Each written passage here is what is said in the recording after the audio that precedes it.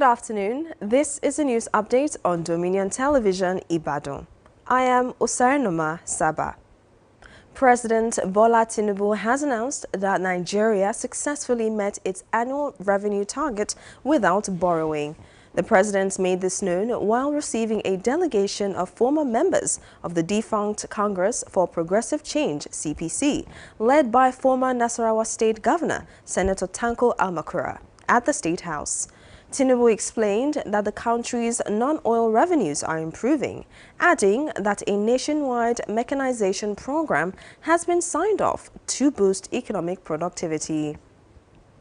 The federal government has announced that Friday, September 5th, 2025 will be a public holiday to mark Eid al-Maulud, the birth of the Holy Prophet Muhammad.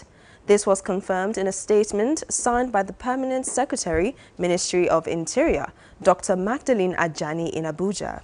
According to the statement, the Minister of Interior, Dr. Olubunmi Tunji-Ojo, extended warm greetings to Muslims in Nigeria and across the world, urging the Muslim Ummah to emulate the Prophet's virtues of peace, love, humility, tolerance and compassion, stressing that these values are crucial to building a united and progressive nation.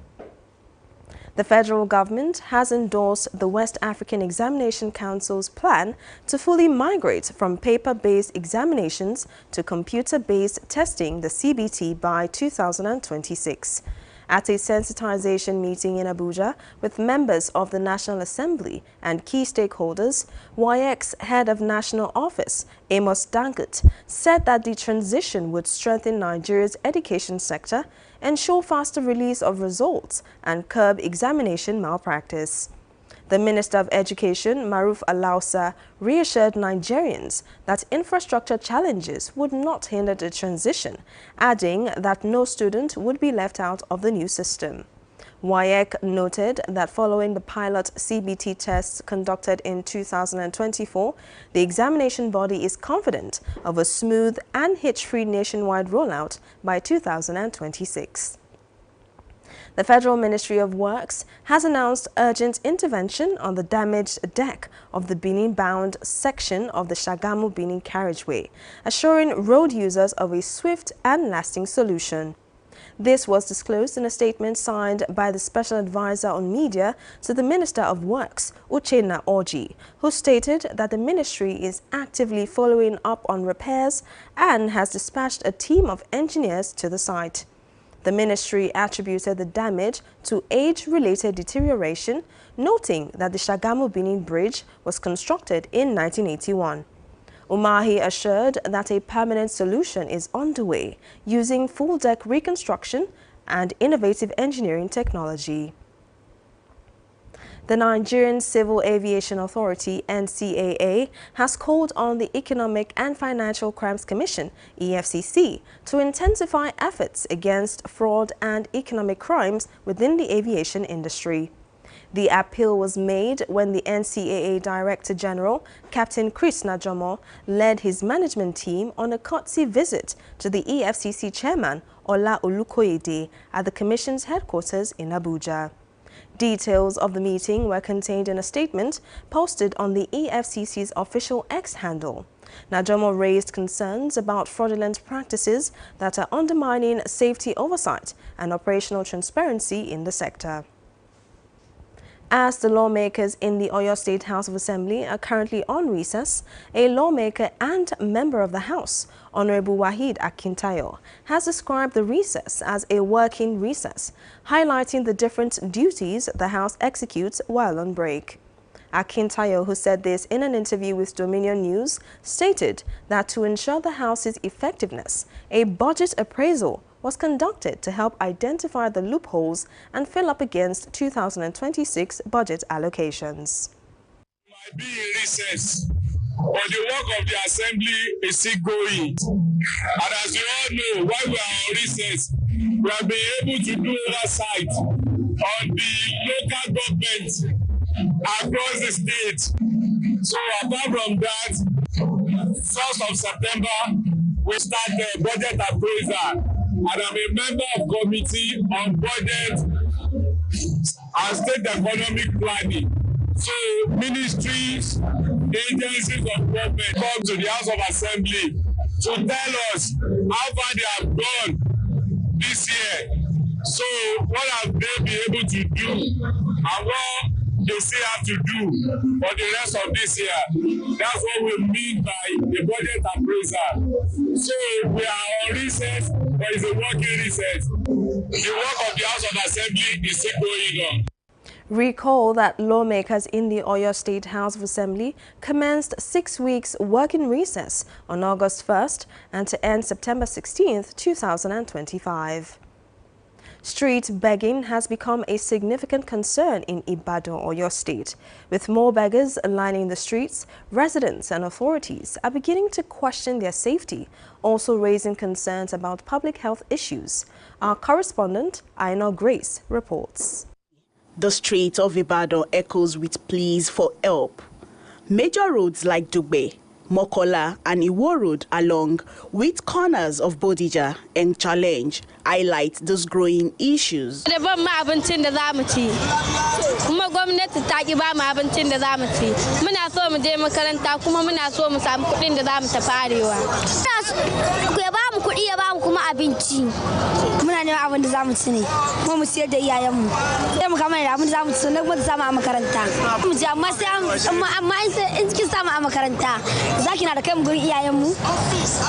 Street begging in Ibadan includes individuals of all age, children, the elderly, and families. While some are genuinely in need, others seem to exploit the situation, raising concerns about organized begging. Yes, in the recent time, there has been a kind of surge in the number of children we find on the streets, and this has been as a result of family dysfunctions we have in a society where parents could not take care of their children as a result of dysfunction in the family, and some of these issues actually stem from the economic situation of the country, and that some could not even afford to take care of their children, and because of unregulated sexual life, and then whereby children are brought to life without proper planning on how those children will be taken care of.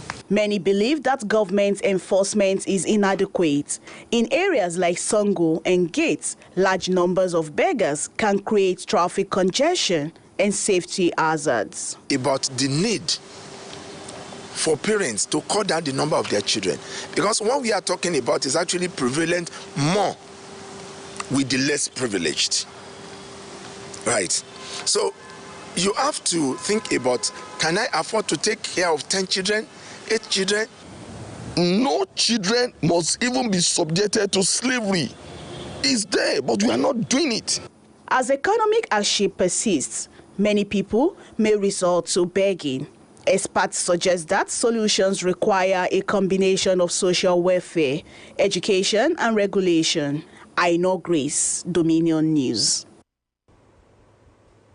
And on the foreign scene, a top court in the Democratic Republic of Congo has sentenced former Justice Minister Constant Mutamba to 3 years of forced labor after convicting him of embezzling $19 million in public funds. The money was intended for a prison construction project in the country's north. The court ruled that Mutamba acted with the intent of illicit enrichment and bypassed legal procedures. Mutamba, who resigned in June, had pleaded not guilty. His lawyer, Joe Kitenge, called the verdict unjust. Australia is expected to pass a new law to make it easier to deport non-citizens to third countries. Australia had signed a deal with Nauru to resettle hundreds of people who had been denied refugee visas because of criminal convictions. The new law removes procedural fairness when Australia deports a non-citizen to a third country and is designed to limit court appeals. Russia has said that it will help China overtake the United States as the world's biggest producer of nuclear weapons. Russia has already helped build 4 nuclear reactors in China and is building 4 more, and China needs a large amount of uranium and nuclear fuel for its ambitious plans, Likachev said. As a result, China will need to develop a new generation of closed nuclear fuel cycle reactors based on Russia's technology, he said. Now talking sports, Ross County have appointed Tony Docherty as new manager. Docherty was sacked by Dundee at the end of last season. Don Cowie left Ross County earlier this month after failing to win his first 3 championship games of the season. County were relegated from the Premiership at the end of last season. You can follow us across our social media platforms: Facebook, Instagram, TikTok, YouTube and LinkedIn at Dominion Broadcast, and on X at DominionCast. And that ends the news updates on Dominion Television. I am Osarinoma Saba. Thank you for watching.